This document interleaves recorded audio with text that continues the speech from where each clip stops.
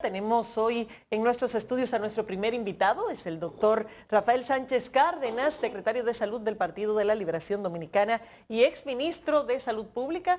Bienvenido, doctor, un placer tenerle con nosotros y bueno, lamentablemente en momentos en que nuevamente retomamos la preocupación del COVID-19 y un repunte de los casos, un tema que en sus etapas incipientes le tocó a usted manejar desde el ministerio.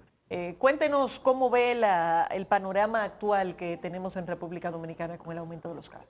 Bueno, muy buenos días. Buenos días, ¿qué tal? A ustedes y a la teleaudiencia de Matinal. Nosotros hace más de 2 o 3 semanas que habíamos advertido de que había que tomar medidas e incentivar en la población el cuidado y la prevención, en vista de que lo que vemos a nivel internacional es justamente un incremento de casos.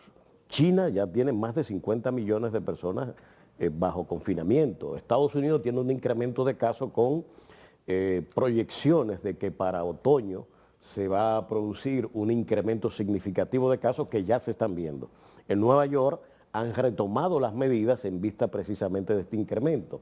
Italia está teniendo ahora mismo un significativo aumento de casos, prácticamente en toda Europa, de manera que, como bien decía OPS en su comunicado reciente, estamos en un periodo de incremento que probablemente conduzca a un nuevo pico en este sentido. ¿Usted cree que hay que volver al tapaboca y a las restricciones en los servicios públicos?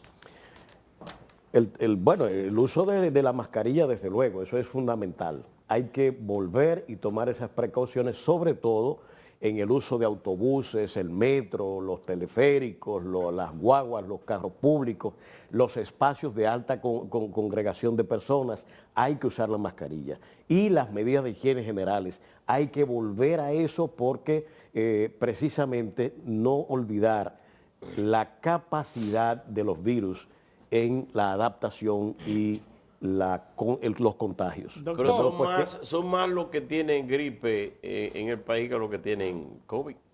Bueno, lo que se están haciendo son 2.000 pruebas y ellas están reflejando. Yo sugerí ayer que debiera Salud Pública incrementar el número de pruebas, el testeo, con fines de que vea una idea de lo más aproximada posible a la realidad de lo que está pasando. Que hagan 8 o 10.000 pruebas como habitualmente la estaban haciendo antes, no 1.400, 1.500 nuevas pruebas, 2.000 pruebas promedio que están haciendo. Doctor, ¿cuáles serían los principales puntos que debía resolver una modificación de la seguridad social? Bueno, hay en varios temas que tiene que resolver. Número uno es el tema de la negación de acceso, el problema de acceso que se da por múltiples vías. Uno, en los costos que está implicando el copago que los ciudadanos tienen que hacer. 2, el tema de medidas administrativas que incluso en las propias clínicas y hospitales tienen las ARS que determinan en ese gabinete que tienen ahí con personas cómo ingresar a la seguridad social cuando usted simplemente tiene que presentar su carnet para recibir una atención. Eso es un elemento fundamental. El tema de los ingresos de las yo me voy más y más preocupación por las AFP en términos de la captación que tienen de ingresos que propiamente las ARS, que sí hay que incluir nuevos elementos dentro de la cobertura. De modo pues que todos esos elementos tienen que ser incluidos. El otro elemento que tiene que definirse y está a la puerta de ver qué va a pasar es cómo se va a financiar la atención primaria en salud por la seguridad social. ¿Qué debía ser la cobertura en medicina que debería tener un paciente anual? Estamos hablando que ahora es 8.000 pesos, pero usted como médico, ¿qué usted piensa? Bueno, la medicina ha aumentado un poco más de 40%, lo que significa, y está bastante claramente establecido que del costo de la salud, cerca del 50% se debe a medicamentos. Entonces quiere decir que en seguridad social hay que incidir mucho más en cómo se va a costear para el asegurado el tema de los medicamentos.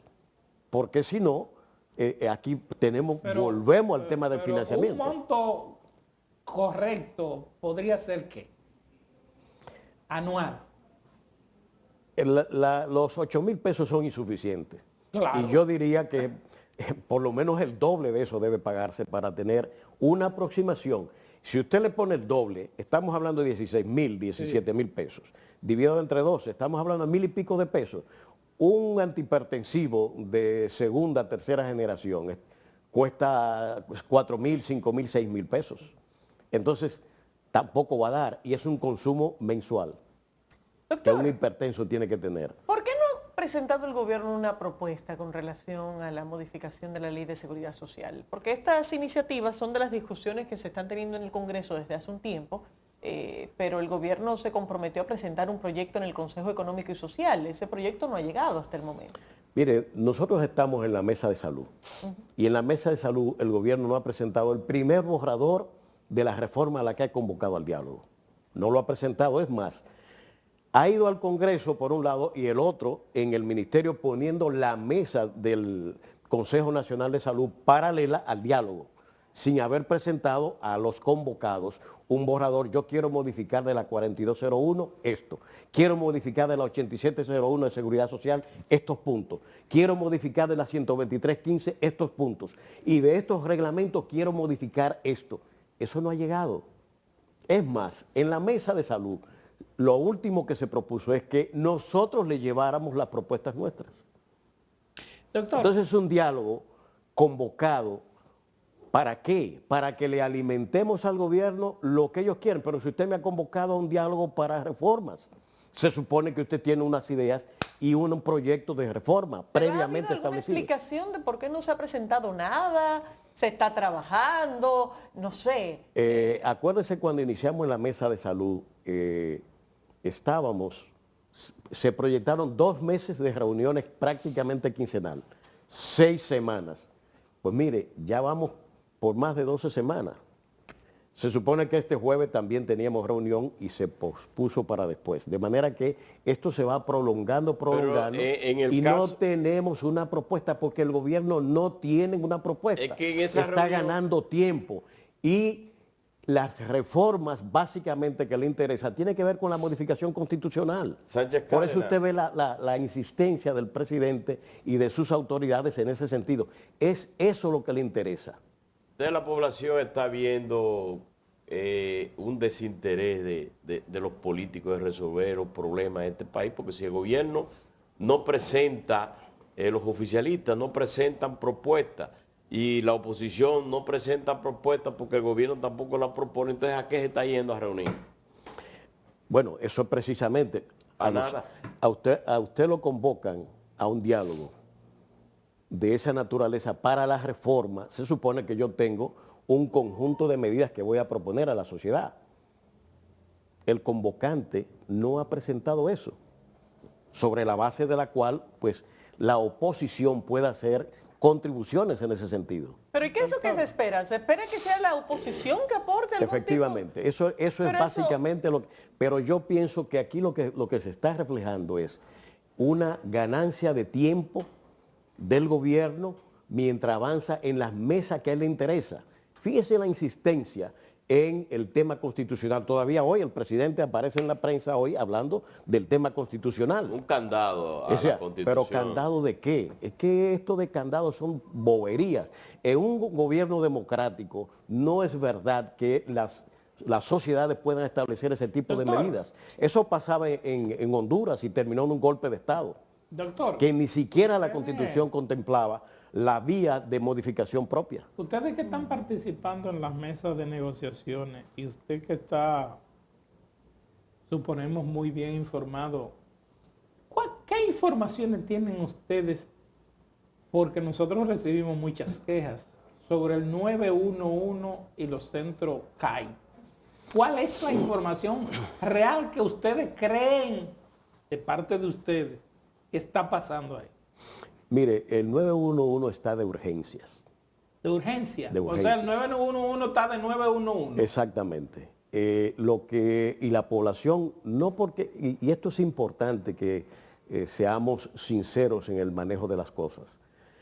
Cuando entregamos el 911, entre la llamada y la llegada de la atención había de 15 a 16 minutos y así lo dejamos. Con un proceso de expansión para el que se compraron 387 ambulancias que servían a un sistema que tenía una satisfacción de más del 95% de la ciudadanía. Ahora lo que usted ve en las redes y en los medios, ¿qué es?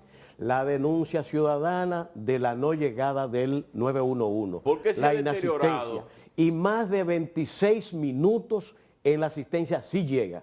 Dígame usted, un gobierno que de verdad tenga la intención de actuar con sinceridad en este sentido, ¿cómo explicar que en la Z101 muera un locutor, como murió ahí un comentarista, y nunca llegara el 911? Pero políticamente para un gobierno no es verdad que pase una cosa así y no va a mover tierra y cielo para dar la atención. Aquí le dio un ataque de epilepsia a uno y duraron 30 minutos para llegar. Bueno, entonces fíjese que es la gente, son los usuarios los que están denunciando las fallas del 911. Entonces, esa es la realidad. El 911 está de urgencia. Y no es como pusieron al presidente a decir, por una expansión, que si ellos expandieron y no compraron ambulancias, yo tengo entendido que no han comprado ambulancias. Pero en el caso, entonces, ahí está la cosa. En el caso del 911, ¿en qué está fallando? Porque si estaba con 15 minutos de una llamada a la atención a cualquiera que necesitara el 911, ¿qué está fallando en estos momentos que hay tantas quejas? ¿Por qué? ¿Qué ha variado? El manejo logístico del sistema, hay un fallo extraordinario. El otro elemento es que yo no conozco compras de ambulancia. Una ambulancia del 911 tiene un desgaste que a los 2 años prácticamente tiene que ser sustituida. Entonces van 2 años y tenía que comprarse una partida de ambulancias para ir sustituyendo la que estaban en operaciones. Esto no es algo que se pueda mantener una ambulancia indefinidamente. Cuando nosotros llegamos al ministerio, teníamos la primera flota que era de Hyundai y teníamos que estar reparando en lo que llegaban las partidas que se habían pedido. Y estabilizamos el sistema. No es posible pasarse 2 años sin comprar ambulancias. Parece que tiene mucho que ver entonces que eso tenía independencia económica, independencia de acción, porque estaba directamente relacionada con el Ministerio de la Presidencia y que ahora haya pasado al Consejo Nacional de la Salud.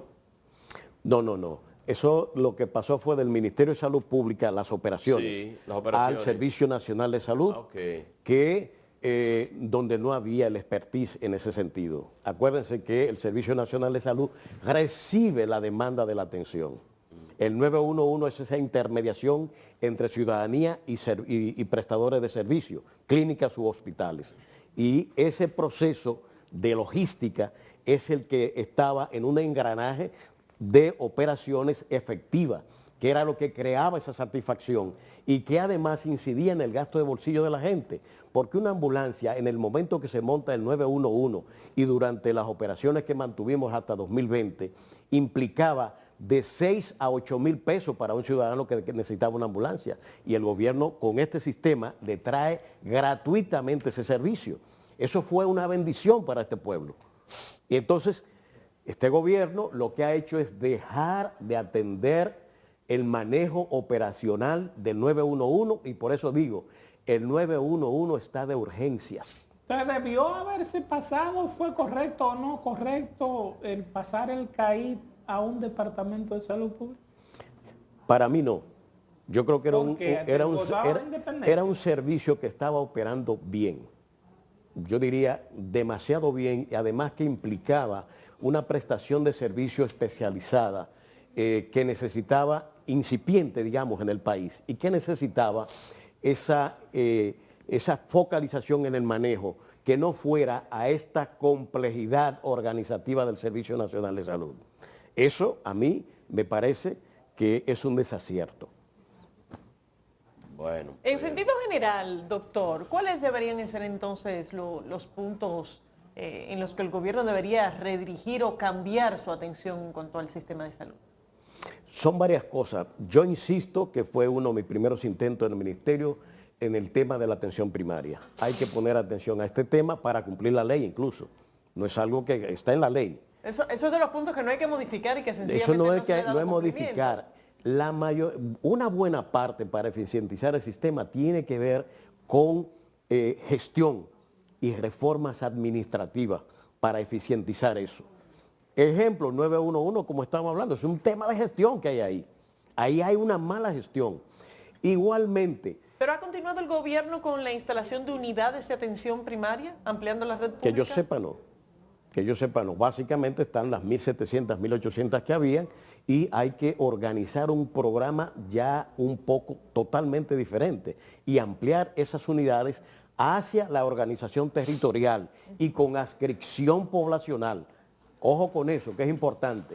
La atención primaria tiene que tener cerca al ciudadano. Por tanto, no es mencionar un número de unidades de atención primaria, sino en la ubicación territorial donde el ciudadano tenga acceso rápido y que la unidad de atención pueda tener una población sobre la cual responder al sistema con sus médicos y sus indicadores. Es decir, si usted tiene asignado 5.000 personas de un territorio determinado donde está su unidad, usted es responsable por ellas. Doctor, Y tiene que haber un software de tecnología para que se controle eso mediante el expediente electrónico, de manera que donde quiera que el ciudadano se mueva, sea con el número de la seguridad social o con su cédula, puede estar su expediente disponible para la prestación de doctor, una atención. última pregunta de parte mía, que se nos acaba el tiempo.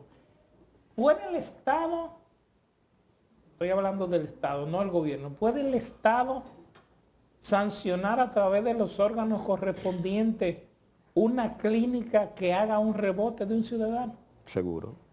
¿Sí? Claro que sí. Pero se han sancionado. Y no solamente, sí, se han sancionado. Claro que sí, se han sancionado. Y no solamente por el rebote, que es una forma, sino por muertes o mala práctica también. ¿Cuántas clínicas nosotros cerramos aquí? Por ejemplo, una de las cosas más sonadas con cirugía estética. Decenas y decenas. Cerramos. Y clínicas también. ¿Y qué órgano tiene esa facultad de El hacer? Ministerio de Salud Pública la tiene. Y la tiene también, en el caso público, el Servicio Nacional de Salud con sus dependencias. Las tiene. Para la parte privada, el Ministerio de Salud Pública, que tiene jurisdicción sobre ambos, la pública y la privada también.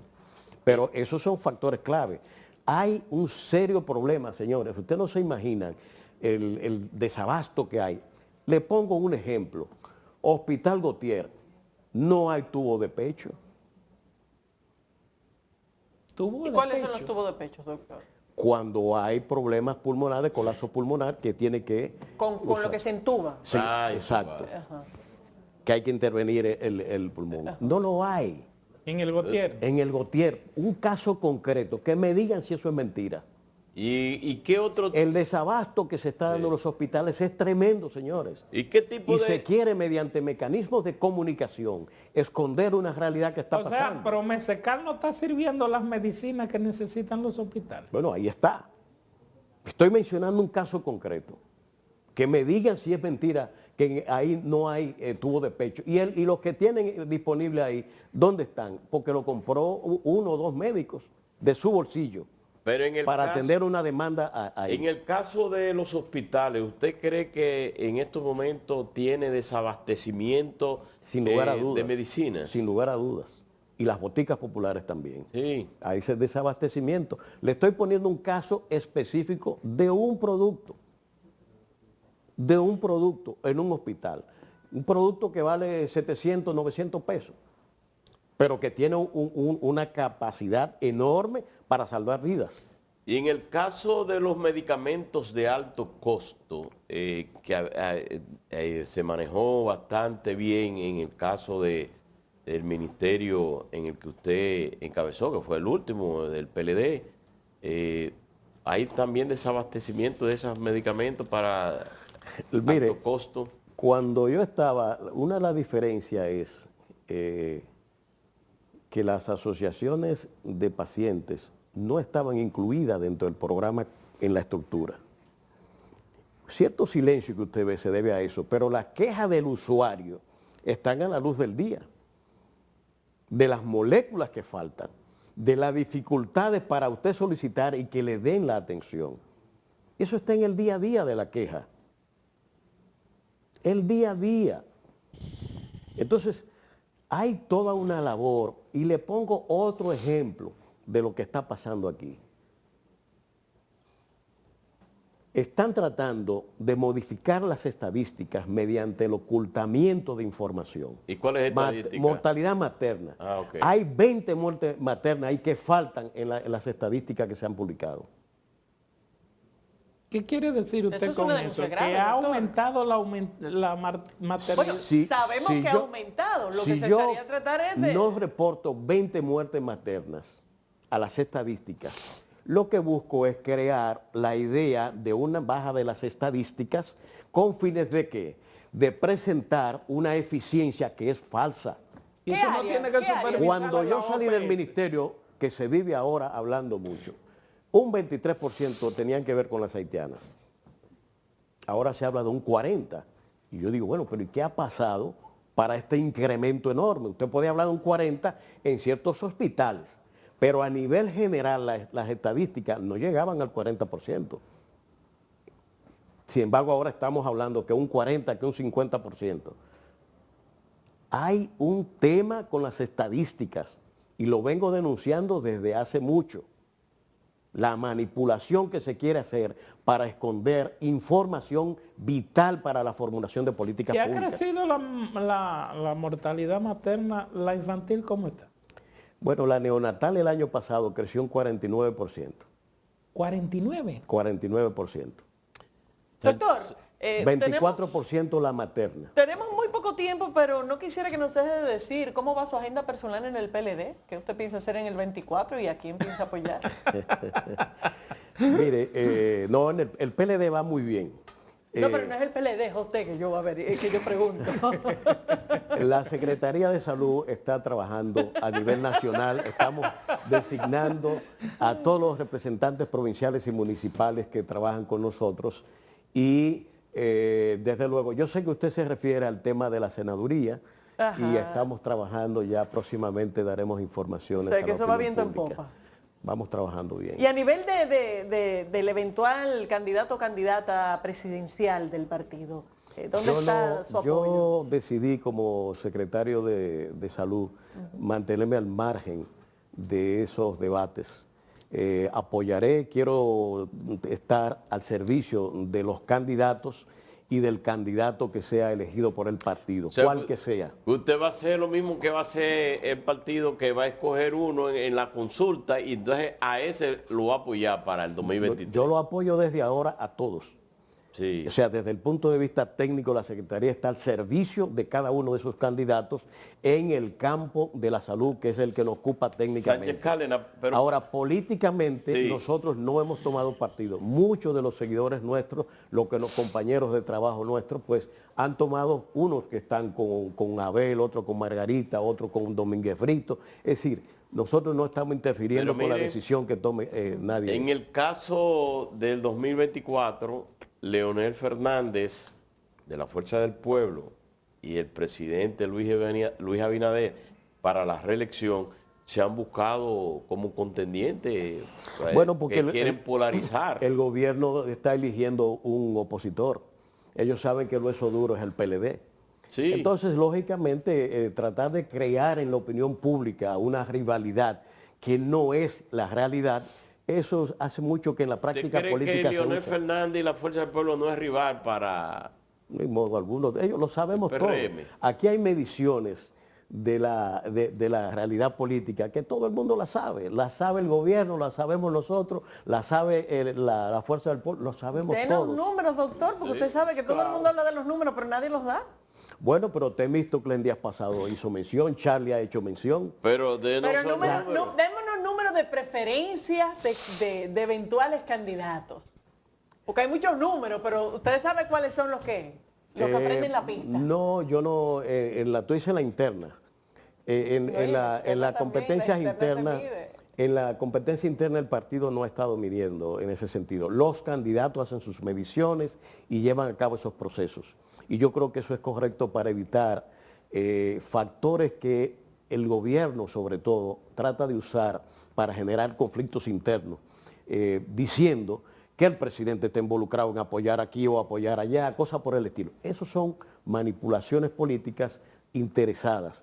El PLD está en elegir su candidato, ha dado toda la libertad a sus candidatos para que desarrollen abiertamente sus gestiones y en esa dirección vamos y vamos bien.